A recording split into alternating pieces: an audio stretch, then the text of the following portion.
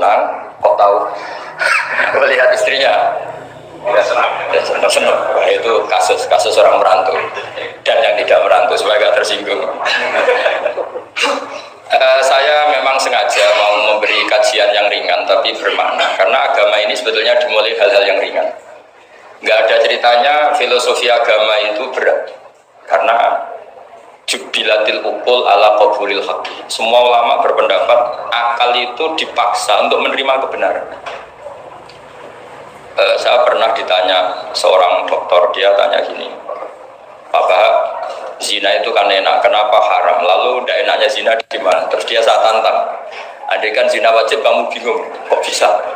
Kalau setelahnya terus tak suruh lagi kamu bisa, ya udah bisa. Akhirnya dia mikir ya, kalau wajib malah bingung, harus mengumpulkan uang untuk murder. Dan kalau dia senang seseorang nggak harus kesampe. Ya kan, kalau kamu senang seseorang kan tidak mesti dia senang kamu. Kan repot kan? Kalau senang tidak mesti dia senang kamu, atau nggak senang maunya dibayarkan repot. Mendingan diharamkan terus tidak usah, kan enak malah. Tidur di kamar happy santai. Syukur-syukur itu terganti oleh sujud, oleh munajat, oleh kesenangan-kesenangan yang religi. Misalnya maling diharamkan ya enak, kalau kita boleh maling malah digebuki orang, malah repot. Barokahnya diharamkan tidak dapat pahala, tidak digebukin orang gitu. Sama, jadi perlu membuat argumentasi agama itu penting. Selama ini ada kesolehan amatir, itu yang sering saya kritik setiap saya ngaji, itu kesolehan apa? Amatir. Misalnya gini, kadang-kadang orang ngeluh gitu, Islam itu repot, mau kebar gak boleh, mau bebas gak boleh, nanti kan boleh semua kan enak. Pertanyaannya adalah ketika boleh semua, apakah lembaga maksiat ini tidak ada aturan? Kan tetap ada aturan. Boleh pakai kalau bayar, itu aturan enggak? Aturan. Kalau yang cantik mahal kan aturan. Kalau homer atau arak yang enak mahal kan aturan. Artinya gini, di tempat yang maksiat pun banyak apa? Aturan. Kenapa aturan di tempat maksiat kamu anggap kebebasan, sementara agama ngatur kamu anggap pengekangan? Ini namanya soleh amatir apa? Soleh amatir itu yang latihan soleh.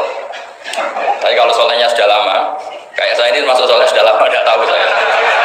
Dari Gus Bak Syukur yang nggak seneng namanya akan komentari ujub, ya sudahlah itu biasa manusia seperti itu. Seperti sama merengut, yang senang akan bilang pemikir serius, yang nggak senang kok merengut orang ita itu ya gitu, yang senang bilang wah itu sibuk ngalor ngidul gitu. Yang nggak senang kan bilang ita itu. Jadi itu kan nggak usah dipikir lah, komentar orang itu nggak usah dipikir. Jadi ini penting saya utarakan. Sehingga saya berpikir, terutama untuk zaman akhir. Saya ulang lagi, terutama untuk zaman akhir. Saya buktikan sekian ayat. Sebenarnya saya hafal Quran, tapi ini tak bawa Qurannya supaya nanti kamu bisa nyari ayatnya. Syukur-syukur kamu bisa nyanyi saya hafal Quran, bagus ini. Kalau enggak ya kacau. Sekarang banyak orang bantah apa orang hafal Quran, dia sendiri nggak hafal. Saya sering di Jogja, saya mau tanya tafsir sama jenengan, karena tafsir Kemenak itu ada kesalahan sekian 2000 itu, tak tanya kamu hafal Quran enggak? Aduh repot ini kata saya. Ini kayak Tyson tinju sama Elias Pikal gitu. Kalau kelasnya nggak sama mati soalnya kan.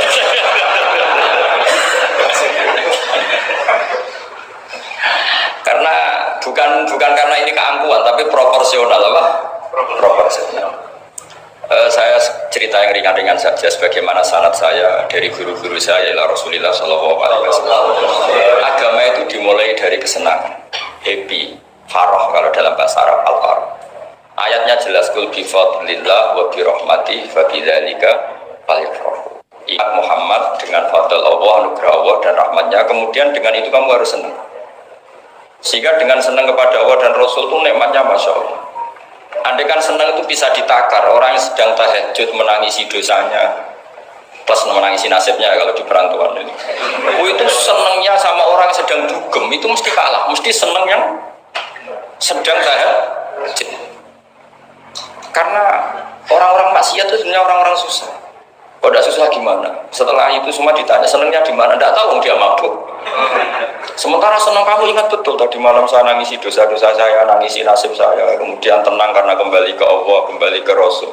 Itu luar biasa senangnya. Tapi masalahnya sekarang ibadah itu kayak ancaman. Kalau ada pondok mewajibkan tahajud itu santrinya itu sudah mendelik dulu.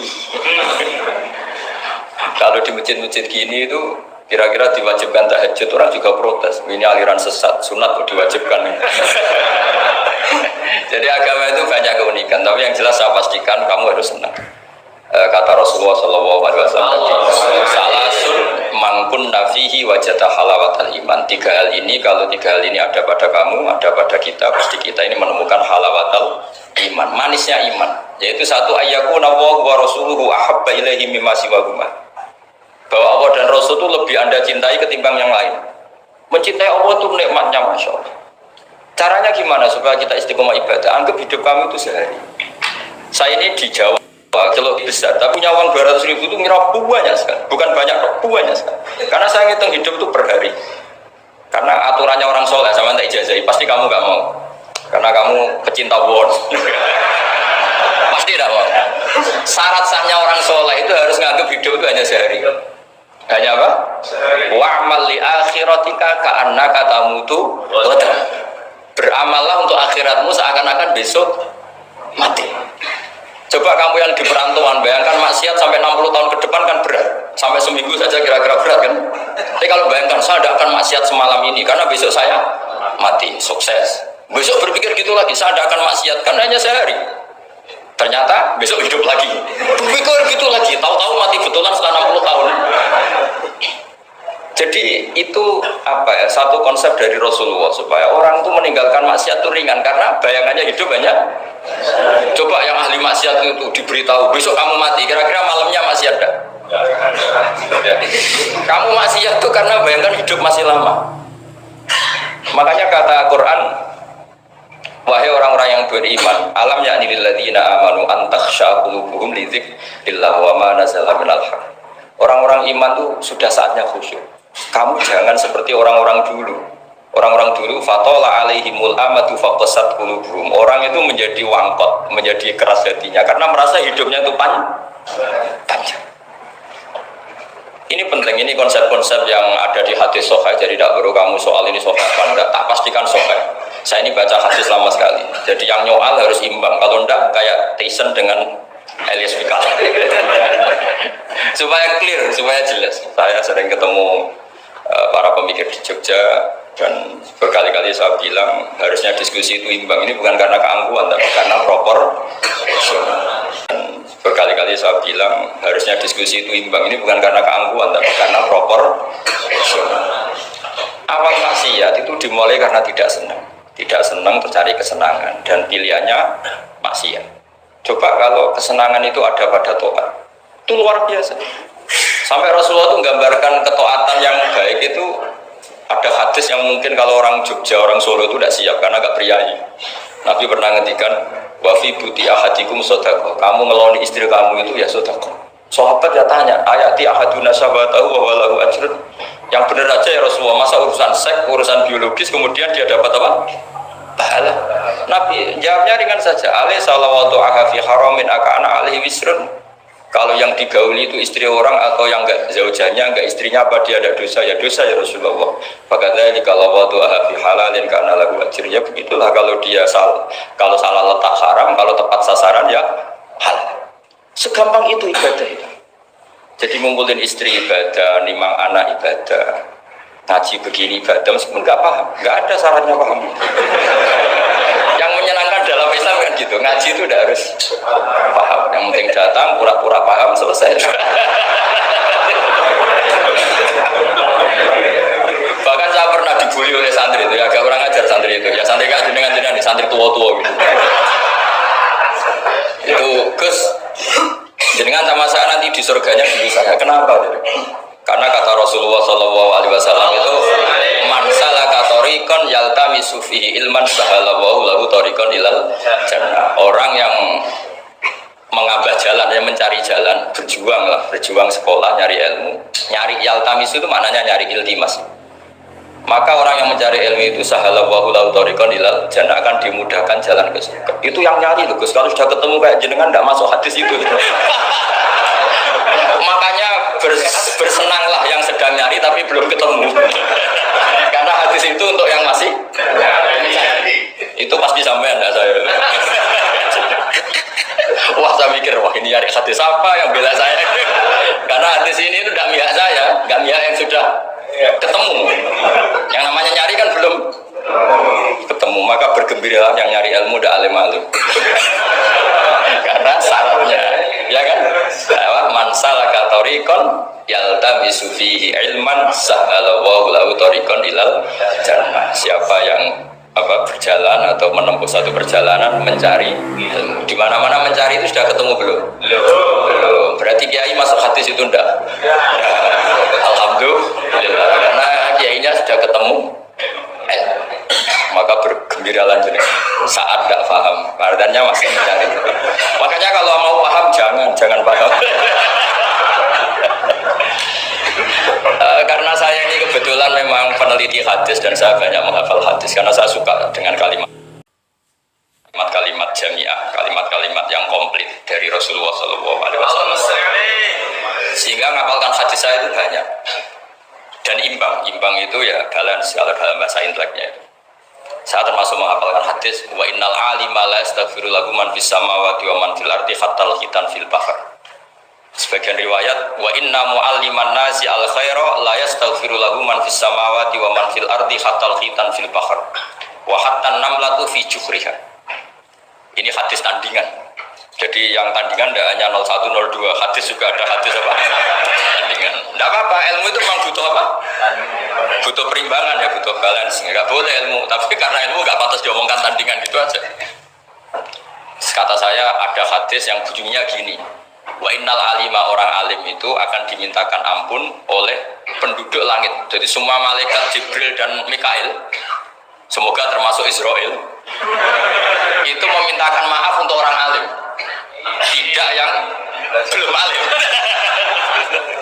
Itu kamu tidak masuk satu situ. Keren mana? Wah sama kerennya Gus. Saya masuk surga, yang jenengan nanti juga masuk surga. Ya sudah, gak usah geger ketemu di sana. Jadi ini penting. Nah sekarang problem Islam sekarang adalah yang garis keras pakai hadis-hadis garis keras untuk mengadili yang garis lunak pakai hadis-hadis yang garis lunak untuk mengadili hadis kelompok-kelompok garis keras itu tidak fair.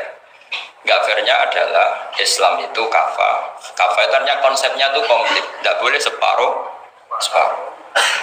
Saya punya sedikit ini yang agak serius, tapi tidak usah masukkan hati, nanti kalian protes nggak bagus Israel itu kalau kalian protes. Begini, Abu Bakar As-Siddiq itu terkenal layinal janib, mutawati layinal janib, sahlal akhlak, namanya layinal janib. Orang yang sopan sekali, santun sekali, sopan, terus simpatik, sangat simpatik. Namanya Abu Bakar As-Siddiq. Tapi ketika beliau sudah iman, beliau iman itu kalau nggak salah ya kira-kira Saniyasnen atau ya Salisa Robiah atau berapa lah.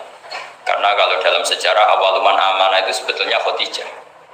Awaluman amanah mutlakon itu sebetulnya Khadijah. Awaluman amanah mutlakon bisa saja Sayyidina Ali, dan awaluman amanah mutlakon bisa saja Abu Bakar Siddiq. Saya sedikit cerita ya supaya tidak gaduh dalam sejarah.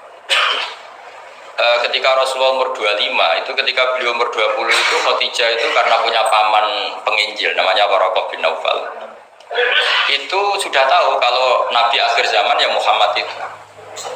Sehingga dia memerintahkan gulamnya namanya Maisarah. Maisarah itu nama cowok, nama lelaki. Ini perlu dicatat.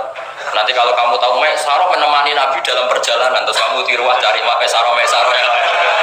Maisarah itu nama lelaki ya. Lihat ya, Maisarah itu nama. Orang Arab memang lucu. Biasa nama lelaki pakai tak muannas kalau dalam ini Mas Rois ini bahasa gontornya itu. Kalau bahasa Arab biasa Maisarah lelaki, Tolha lelaki, Hamzah lelaki. Jadi biasa kalau bahasa Jawa kan enggak soleh dan solihah, muslimin dan muslimat, pokoknya kalau ada ta itu manas. Soalnya bahasa itu agak harus. Tapi taunya baru gitu sudah bagus loh. Bisa naik kelas. Akhirnya Maisarah itu disuruh Khadijah khusus untuk meneliti Muhammad. Dulu masih jangkar karena belum Rasulullah. Setelah diteliti di perjalanan ke Syam, mengikuti dagang, semua keajaiban dan alamat nubuwah itu ada semua, termasuk tuzillul ghamamah tuti'us sahai. Setiap perjalanan yang terik itu matahari pas apa? Ghamamah itu apa? mendung mengayomi Nabi. Saya termasuk orang yang ditetir pernah di pohon tua yang dulu jadi alamat nubuwah. Di Jericho itu ada pohon tertua di dunia. Pas saya di situ malah ada film dokumenter Kristen pas itu. Karena pohon itu semua Nabi pernah duduk di situ, termasuk Nabi Isa dan Nabi Muhammad SAW. Dan itu para pendeta tahu reaksi pohon. Jadi kalau sampai yang duduk pohonnya agak reaksi biasa aja. Tapi kalau Nabi yang duduk itu akan direaksi. Misalnya Nabi duduk di barat, kemudian matahari teriknya dari barat, pohon itu akan pindah ke barat supaya geser. Sehingga Rohibul Khairo itu tahu ini calon Nabi sesuai definisi atau kriteria yang ada. Singkat cerita, setelah Maisarah lapor sekian alamat Nabi itu diceritakan Khadijah, terus Nabi ketika umur 25 dia memantapkan diri untuk nikah sama orang yang bernama Muhammad. Tapi Khadijah itu mulai agak kecewa. Kok nggak jadi Nabi? Biasa-biasa saja, tetap dagang saja. Nabi tetap dagang. Hanya tentu tetap punya sifat amanat, kredibilitas dijaga, semuanya terjaga. Tapi nggak ada alamat Nabi yang ekstrim lah yang sehingga Khadijah mulai mamang ini kapan jadi Nabi ini kok gini-gini aja. Nah, pas umur 40 itu Nabi ngalami yatahannas itu yata'abbad al-layali yadawatil adat. Kalau dalam Sahih Muslim disebutkan fakana yatahannasu fil ghar wa huwa at-ta'abbud al-layali yadawatil adat. Yang dikatakan tahannus adalah menyembah Allah di gua, menyepi, kemudian beberapa hari. Terus di hadis itu juga diterangkan wa yatazawwadu lidzalik. Perlu dicatat dulu tirakannya Nabi itu ya bawa bekal. Bukan terus kelaparan 3 hari nanti fata morgana yang dilihat. Jadi ini perlu dicatat. Kadang banyak orang tirakat gak makan 40 hari, gak makan 3 hari itu malah bahaya. Karena yang dikatakan nur atau apa ternyata fata morgana karena lama dah makan. Jadi perlu dicatat di hadis itu jelas ada kalimat wa yatazawwadu lidzalik. Ya Nabi ya normal bawa apa? Bekal. Jadi tidak lapar-lapar amat. Tapi tidak satu nampan kayak makan di atas tadi enggak ya. Kalau itu makannya orang kelaparan itu. Ya tapi bagus lah, saking hormatnya sama kiai makannya banyak. Apa ngetes kiainya? Kalau banyak ada kiai ini. Motifnya apa? Tidak tahu. Motifnya tidak tahu. Tapi husnudzon wajib. Panitia tenang saja. Kiai itu wajib husnudzon. Harus baca ini ya Muhammad. Nabi begitu fatwa. Sehingga ini penting sekali karena jarang orang mengungkapkan ini. Kenapa jarang mengungkapkan? Kemungkinan satu tidak tahu. Dua, karena kadang kiai itu ya manusia, Ustaz juga manusia. Kadang-kadang dengan tanda kutip itu ya pecundang. Dia ngomong yang dicintai pasar, itu yang saya sesalkan betul. Tidak ngomong yang dibutuhkan dalam khazanah Islam. Itu saya kecewa betul. Dan semoga mereka itu tobat. Enggak boleh seperti itu. Coba kita ini Islam mulai kecil, punya kiai mulai kecil. Kadang-kadang tidak pinter-pinter. Karena ayatnya itu terus sama. Kubur sebelah misalnya dalil ayat ini, yang ini terus gitu aja. Kalau orang sunat diceritain Nabi Ibrahim sunat 80 tahun itu pakai palu, pakai apa itu kodum itu apa? Langganan ya. Kalau ada orang mati ya mesti kullu nafsin. Kalau ada orang nikah mesti faman rohibaan sunnati. Itu saja. Jadi umat ilmunya tidak tambah, ya sudah siapa saja yang nikah ya itu aja, yang mati ya itu aja kullu nafsin. Karena ya pasarnya seperti itu. Buat sekali-kali ada orang mati itu bilang, ayo pesta. Karena orang dua, karena kadang kiai itu ya manusia, Ustaz juga manusia. Kadang-kadang dengan tanda kutip itu ya pecundang. Dia ngomong yang dicintai pasar, itu yang saya sesalkan betul. Tidak ngomong yang dibutuhkan dalam khazanah Islam. Itu saya kecewa betul. Dan semoga mereka itu tobat. Enggak boleh seperti itu. Coba kita ini Islam mulai kecil, punya kiai mulai kecil. Kadang-kadang tidak pinter-pinter. Karena ayatnya itu terus sama. Kubur sebelah misalnya dalil ayat ini, yang ini terus gitu aja. Kalau orang sunat diceritain Nabi Ibrahim sunat 80 tahun itu pakai palu, pakai apa itu kodum itu apa? Langganan ya. Kalau ada orang mati ya mesti kullu nafsin.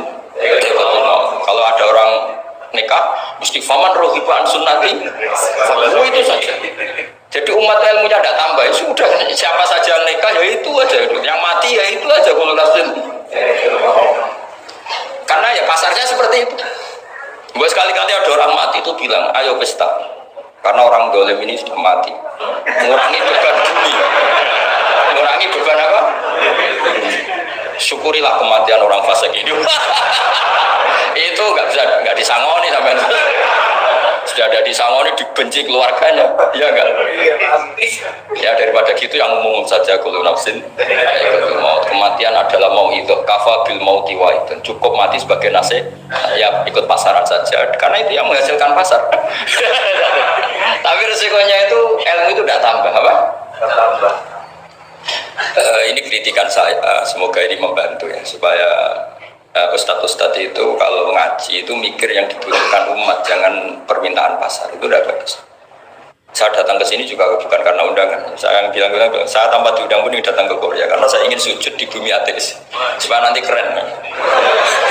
Keren betul, sampean tuh keren betul, sujud di bumi. Wah itu pol kerennya tuh, hebat. Kalau sujud di Mekah, Medina, di Indonesia itu kan wajar. Ini sujud di bumi. Jadi kalau kamu ditanya, saksinya siapa kalau kamu sholat di Gonjol? Apa nih? Yang seru yang apa? Nggak, yang lain yang gigi Gonjol, Suwon. Sama lagi. Itu malaikat mesti itu apa itu? Parah lagi kalau ditanya, sujudnya di mana? Di kamar mandi. Karena kalau pas kerja kan hanya dikasih waktu berapa? 5 menit, dan itu pura-pura di kamar mandi. Keren nggak?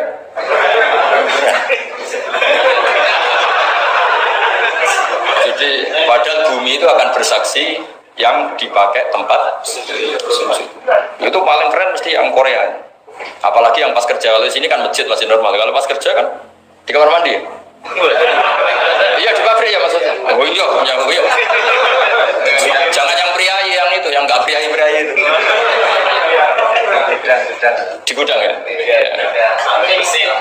Di mana Pak? Sampai mesin ya? Ayo, mesin sebagai saksi. Ya bagus lah. Saksinya apa? Aku buta gitu. Yang jelas jangan kerja di pabrik salib. Saksinya apa?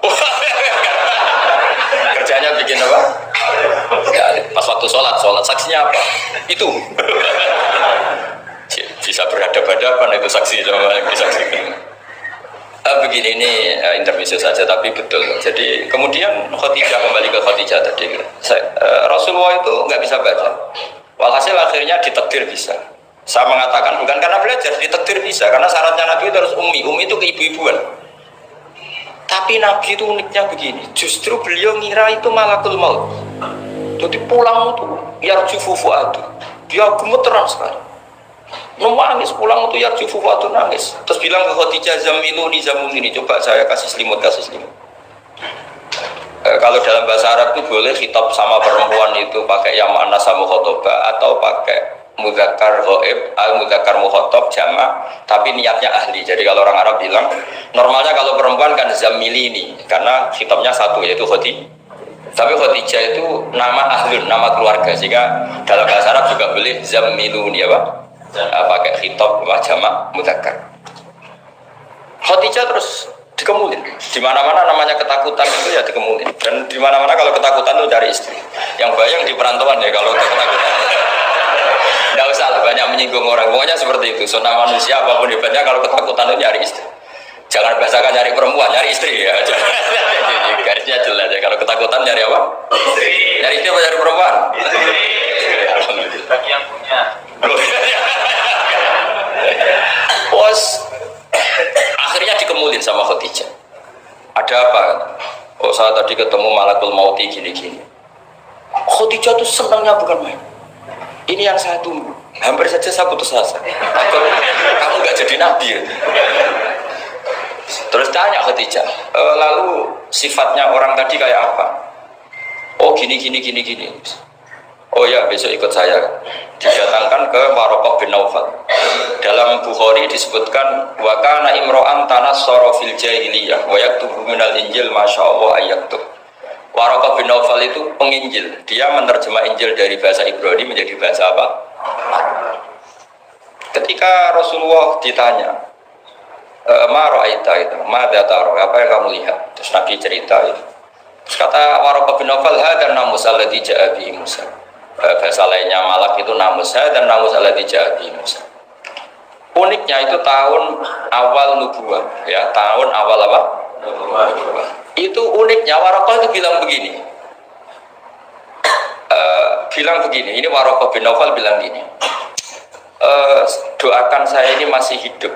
Khina akhrajaka qaum, ketika kaum kamu musir kamu. Kagetnya bukan main Rasulullah, karena Rasulullah itu figur yang menarik, yang simpatik.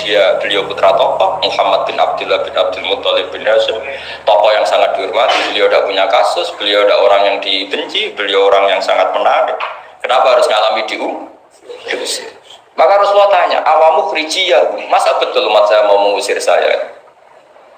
Tapi siapa? Waraqah tetap bilang, ya letani fi hajat an khina akhrajaka qaum. Doakan semoga saya ini masih kuat ketika engkau diusir kaum. Ini sekalian latihan bahasa Arab, karena sama nama latihan bikin mesin saja ini ambil latih bahasa Arab. Bahasa Korea ya. Akhirnya kata Waraqah bin Nawfal, tidak ada orang yang alami seperti kamu kecuali pasti akan diusir. Falam yalbas yasiron illa antum. Terus kemudian Waraqah tidak lama kemudian meninggal. Ya, yang penting dari ini semua apa?